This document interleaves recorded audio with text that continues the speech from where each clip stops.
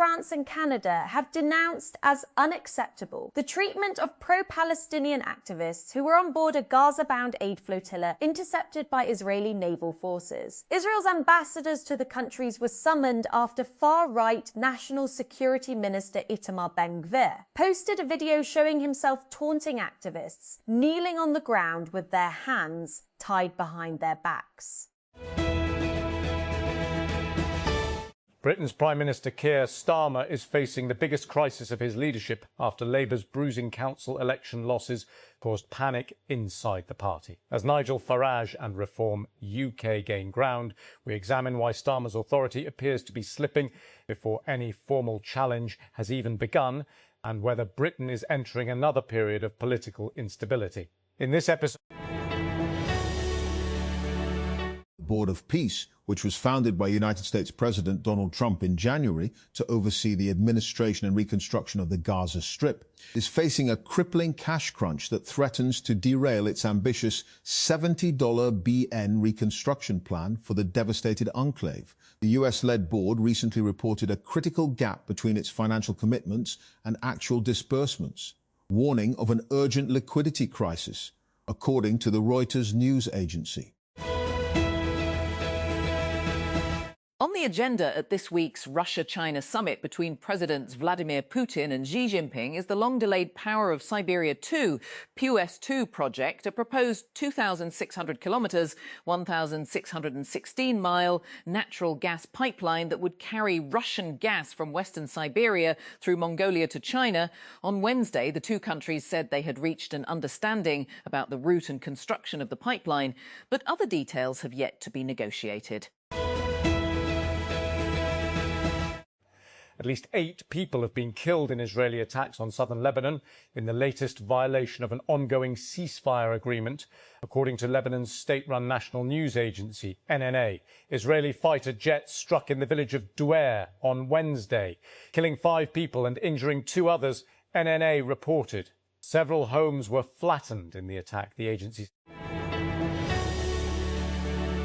Enterprise software giant Intuit is letting go 17% of its staff, or about 3,000 people, as it seeks to divert resources towards baking in AI into its products, Reuters reported, citing an internal memo sent to employees. The memo by CEO Sasan Goudarzi said the layoffs are meant to reduce complexity by simplifying the company's corporate structure and help it focus on AI efforts, according to Reuters. President Trump's namesake cell phone provider and smartphone maker Trump Mobile is leaking customer data, including mailing addresses and email addresses, according to reports. On Tuesday, YouTubers CoffeeZilla and Penguin Zero, who both said they ordered Trump Mobile's gold-coloured T1 phone, said they had been alerted by a researcher who found the exposed data online. Pakistan's food imports during the first 10 months of the current financial year increased by 13.81% compared with the corresponding period of last year, according to the Pakistan Bureau of Statistics. During July-April FY26, food commodities worth $7.848 billion were imported, compared with $6.898 billion during the same period of the previous fiscal year.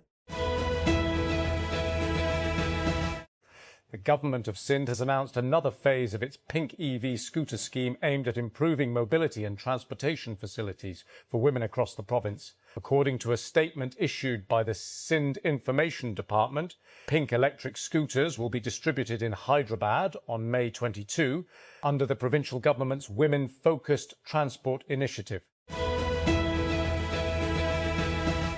Israel's far-right National Security Minister Itamar Ben-Gvir posted a video on Wednesday showing detained activists from a Gaza-bound flotilla kneeling with their hands tied behind their backs and foreheads on the ground. The footage, published on Ben-Gvir's account and captioned "Welcome to Israel," shows dozens of activists on the deck of a military boat with the Israeli national anthem blaring, with an Israeli flag, where the minister is seen waving an Israeli flag.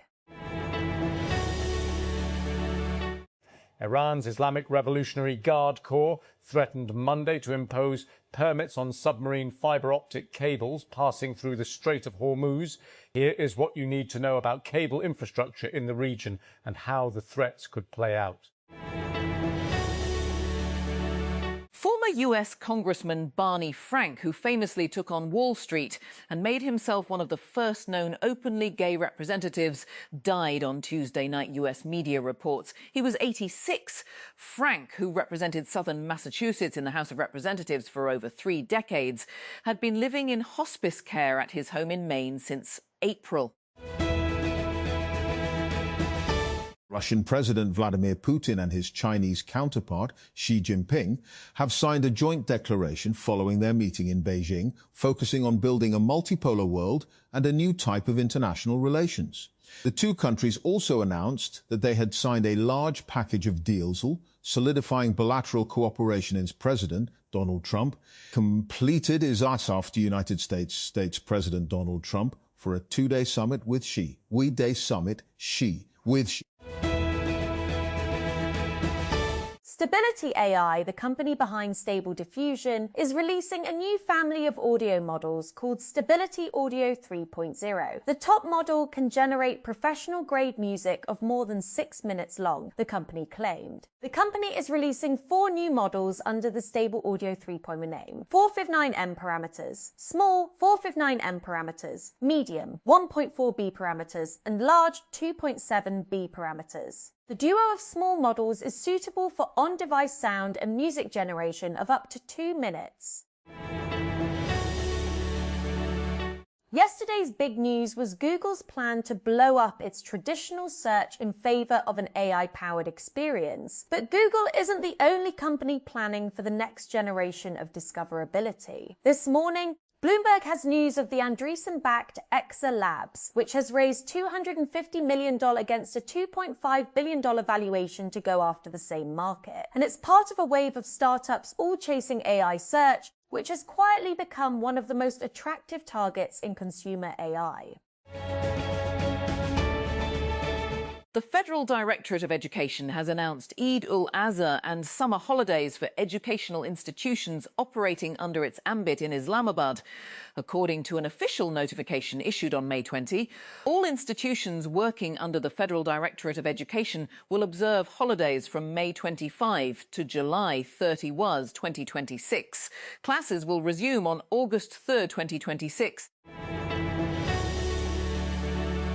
Scientists have successfully created a chicken into the world using an artificial egg for the first time, marking a major breakthrough that could help future efforts to revive extinct bird species such as the giant moa. The development was announced by Colossal Biosciences, which said live chicks were grown inside a capsule designed to function like an artificial egg. The capsule featured a glass top, allowing scientists to monitor the chick's development over several weeks. Pakistan Customs has intensified its anti-smuggling campaign nationwide, seizing illegal goods worth $718 billion over the past 2 weeks as part of a coordinated crackdown launched under directives from the federal government and the Federal Board of Revenue, according to the Office of the Chief Collector Customs Enforcement. Islamabad, the seizures were carried out by 9 customs enforcement collectorates across the country. Gadani reported the highest recoveries worth Rs 853 million, followed by Sargodha with Rs 700 million and Quetta with 693 million in confiscated goods. In a tent in southern Gaza, Najia Abulahia mourns not only her husband, but also their failure to make the pilgrimage to Mecca, or Hajj, together before he died a year ago because of war and border closures. Before the Israeli invasion of 2023, at least 3,000 Gazan pilgrims made the Hajj every year. The signing of a ceasefire in October that halted major fighting raised Palestinian hopes for renewed travel, but they have been dashed by continued heavy restrictions on movement. Islamabad. The Supreme Court on Wednesday issued notices to the accused in an honour-killing case involving a young woman from Rawalpindi who was murdered after a jirga rejected her choice of marriage. A three-judge Supreme Court bench headed by Chief Justice of Pakistan Yahya Afridi and comprising Justice Muhammad Shafi Siddiqui and Justice Miangal Hassan Aurangzeb issued notices on an appeal filed by the Punjab Prosecution Department against the Lahore High Court. LHC Rawalpindi bench's order granting bail to members of a jirga, including Zafarullah and Rafiqat Mahmud, on February 9, 2026. Karachi. A sessions court in Karachi handed double 15-year sentences to a cleric on Wednesday after finding him guilty of sexually abusing two of his students at a madrasa in the city's Landi area. Additional district and sessions judge Nasir Noor Khan announced the verdict against Qari Mohammed Anwar, whose sentences will run concurrently in two cases of sexual abuse. The United States has imposed sanctions on 4 activists involved in flotilla missions seeking to break Israel's 19-year siege on Gaza, home to 2.3 million people, most of them displaced by Israel's genocidal war on the enclave. The sanctions were announced on Tuesday after at least 430 activists were abducted during Israeli interceptions of aid ships heading towards Gaza, which has been facing shortages of food and other necessities due to Israeli curbs on aid deliveries into the enclave. Israeli lawmakers have voted to advance a bill that would dissolve parliament and pave the way for early elections. In a preliminary reading on Wednesday, 110 out of 120 lawmakers voted in favour and none against, while the rest did not cast their votes.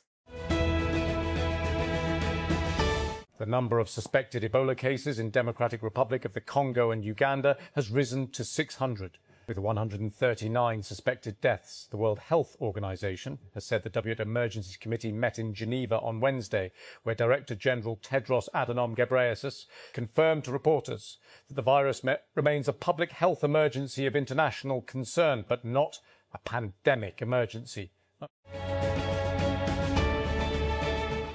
New York City hotel operators and unions have reached an 8-year labour deal covering about 25,000 workers, averting a strike over wages, workloads and staffing levels that had threatened to disrupt the city before the FIFA World Cup, said the head of the Hotel Association of New York City, Vijay Dandapani. The association's president and chief executive said on Tuesday that the mood among owners was overall positive after weeks of negotiations, though the industry made significant concessions.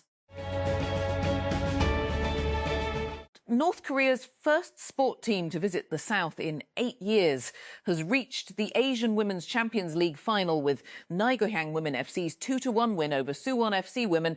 Naegohyang came from behind to defeat their rivals from the South amid torrential rain in Suwon on Wednesday in a hard-fought semi-final played in a fair spirit without any major flashpoints. GitHub, the popular developer platform owned by Microsoft, confirmed it was hacked and attackers had stolen data from around 3,800 internal code repositories. The code hosting and sharing giant said in a series of posts on X that it has no evidence of impact to customer information stored outside of GitHub's internal repositories, but noted its investigation was ongoing. GitHub said it detected and contained a compromise of an employee device involving a poisoned VS Code extension, referring to a plugin for Visual Studio Code, a popular code editor that developers use for programming. Your shot at VC access, global visibility, TechCrunch coverage, and $100,000 in equity-free funding is gone in a week. Battlefield 200 applications close May 27. If you're building a breakout startup or know a founder who is, this is the moment to act. NanoCo, the company behind security-focused OpenClaw alternative NanoClaw, has raised an oversubscribed $12 million seed round following a viral launch. Its founders tell TechCrunch the funding was led by Valley Capital Partners and saw participation from Docker Vercel, Monday.com, Slow Ventures and angels like Clem DeLange, CEO of Hugging Face. A bill to provide for the constitution and regulation of the Pakistan Water and Power Development Authority Security Force, titled the WAPDA Security Force Bill 2026, was introduced in the National Assembly on Wednesday. The bill was moved by Federal Minister for Water Resources Mohammed Muin Wattu.